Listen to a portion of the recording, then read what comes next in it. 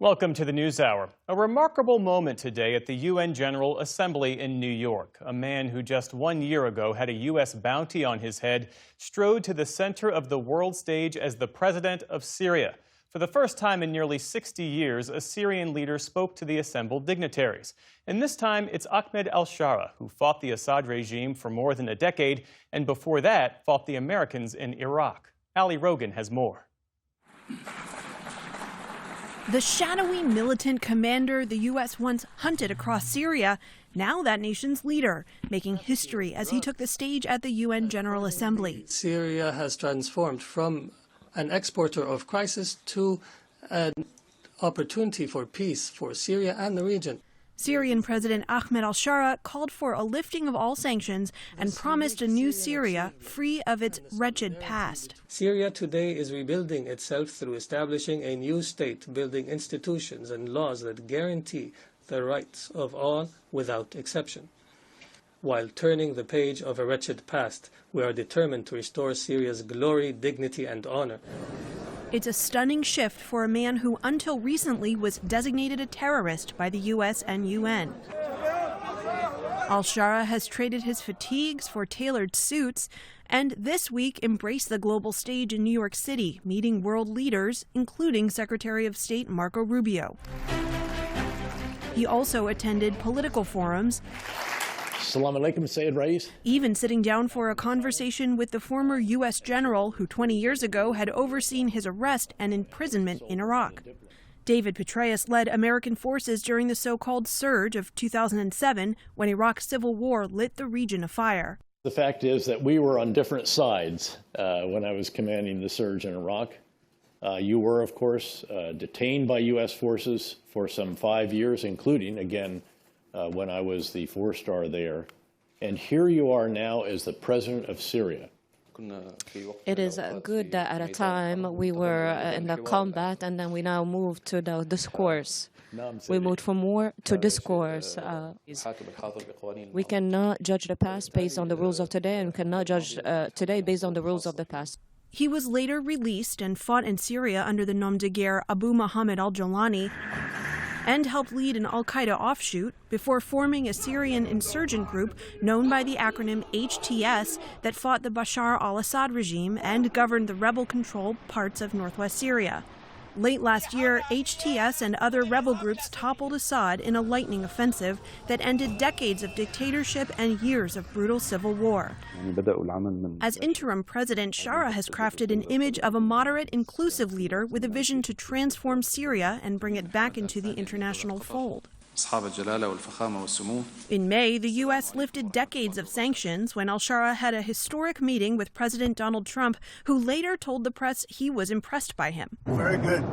Young, attractive guy, tough guy. You know, strong past. But the road ahead for Syria is paved with challenges. A fragile peace held by divisive factions that trigger violence against Syrian minorities, and decades of historic conflict with Israel, which has completely seized the Syrian Golan Heights and currently occupies part of southern Syria. Since the fall of the Assad regime, Israel has bombed Syrian defense infrastructure and continues to attack what it calls terrorist targets, weapons depots, air bases, and military installations across Syria. Yesterday, U.S. Special Envoy to Syria Tom Barrack told reporters that Syria and Israel are close to concluding a de-escalation agreement.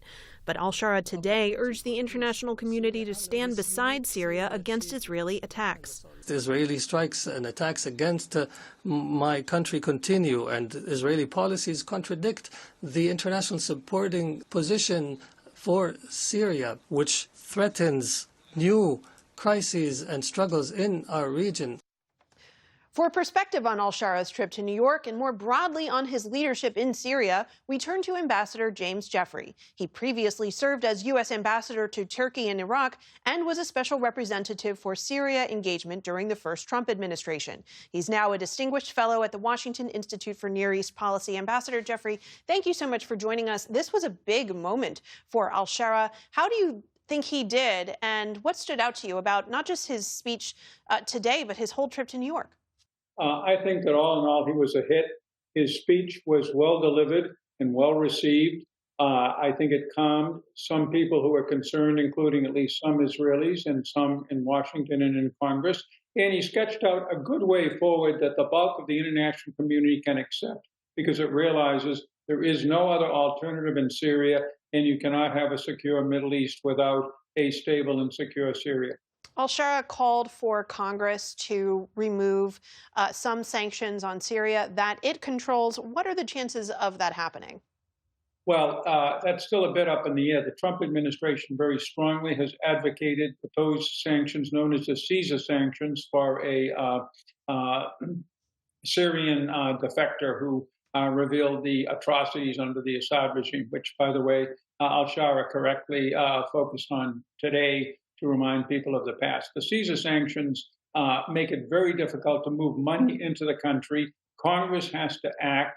Many in Congress are willing to move forward. There is some hesitation. The Trump administration is doing its best as long as the Al-Shara government continues to support integration and equality and peace throughout the country. And President Shara has also cultivated a seemingly good relationship with President Trump. Is he somebody that the U.S. believes it can work with? And will his connection with President Trump help him? When I was a Syria envoy, he was still officially on the terrorist list, but because he was not launching terrorist attacks, we did not use military strikes against him. Rather, we cooperated indirectly with him against the Assad regime and to keep 3 million displaced people, he mentioned that in his speech, that were under his control in Idlib from fleeing into Turkey, into Europe, and further destabilizing many of our NATO allies. He was very helpful in that regard, and we were able to work with him then. We are able to work with him now on issues from the Druze in the south and Sueda to the Kurds in the north, to relations with Turkey, with Israel, and with the Arab states. Again, it's not perfect, but nobody has an alternative. And speaking about those domestic dynamics at play, there are many that he is confronting. There's civil strife, there's deep sectarian divisions. The country is rebuilding after a decade plus of damaging civil war. Can he manage all those challenges? What we've seen is some good steps, and he listed them in his speech about investigations and reviews of what happened with sectarian fighting in the south around the Druze areas and elsewhere in Syria, his willingness to invite the UN in to conduct its own review of the situation. But he also stressed that Syria has to remain a unified country. And I would underline that too. If it breaks apart, countries all around it will try to find the best security situation for their own interests. That will further push the country into civil war again. Nobody wants that. Nobody wants to see the Iranians and Hezbollah to return. On the topic of Israel, Al-Shara criticized the strikes within his country, but he also said that he's committed to de-escalation. Syria and Israel are involved in U.S.-brokered talks. Based on the speech, what do you think are the prospects for some sort of security arrangement between the two countries? I think they're good for several reasons. First of all, Israel's key concern, Israel has many concerns on Syria and on many other places as well, as we know, for good reason. But their main concern is the Druze minority, a small group in relative terms, right along the Israeli border. That can be dealt with relatively easily, and they're talking about that.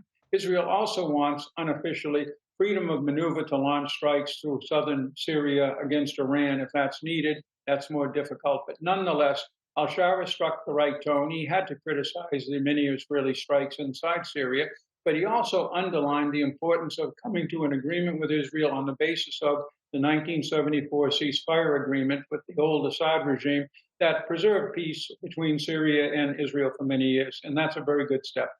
Ambassador James Jeffrey, thank you so much. Thank you.